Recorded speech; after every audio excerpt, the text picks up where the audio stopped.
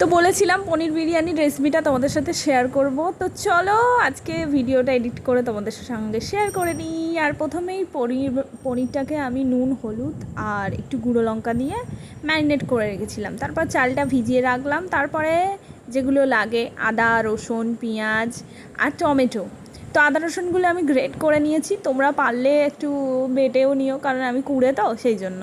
তো যাই হোক, পনিরগুলো ভেজে তুলে নিলাম। আর তারপরে আমি একটু জল খেয়ে নিলাম, খুব গরম নুন চিনির জল খাচ্ছি গাইস। তো তারপরে আমি কড়াইতে সাদা তেল দিয়ে ফোড়নে দিয়েছিলাম তোমার গরম মশলা আর পেঁয়াজ, টমেটোটা দিয়ে দিলাম। দিয়ে ভালো করে নাড়াচাড়া করে গলিয়ে নিয়ে এবার একটা পাত্রে আমি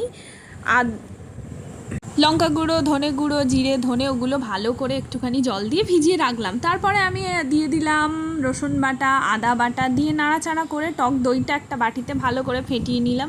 সেটা আমি ভিডিও করতে ভুলে গেছি তোমাদের, মানে কড়াইতে যখন দিচ্ছিলাম তখন ভুলে গেছি। এটা ওই মশলাগুলো যেগুলো ভিজিয়ে রেখেছিলাম সেটা দিয়ে নাড়াচাড়া করছি। তারপরে আমি টক দইটা দিয়েছিলাম, ভুলে গেছি। আর দেখো এদিকে ভাতটা টকবক করে ফুটছে, আমার গ্রেভি রেডি। তারপরে আমি এর ওপরে দিয়ে দিলাম পনিরগুলো, দিয়ে এটা আমি একটু হালকা নুন ছড়িয়ে দিলাম স্বাদ মতো। তারপর রেখে দিয়ে এবার আমি এদিকে প্রথমেই আমি ভাতটা এর ওপরে লেয়ার করে দিলাম। লেয়ার করে দেওয়ার পর আমি একটু গোলাপ জল, কেওড়া জল, মিঠে আতর, তারপরে দিয়েছিলাম বিরিয়ানির মশলা, গুঁড়ো মশলাটা পাওয়া যায় জানো তো। আর তারপরে দিয়েছিলাম নুন আর তোমার কি ঘি দিয়ে। আর তারপরে এত সুন্দর দমে বসিয়ে রেখেছিলাম, এত সুন্দর গন্ধ বেরোচ্ছিলো না কি বলবো। তো খুব ভালো হয়েছিল। ছেলে ওই বাড়ি ছিল, আমি আর বর খেতে বসে গেছি। তো খুব ভালো হয়েছে, খুব ভালো হয়েছে। প্রথমবার ট্রাই করলাম, তোমরাও ট্রাই করো। ভালো লাগলে অবশ্যই আমাকে জানিও, কমেন্টে জানিও কেমন লাগলো তোমাদের রেসিপিটা।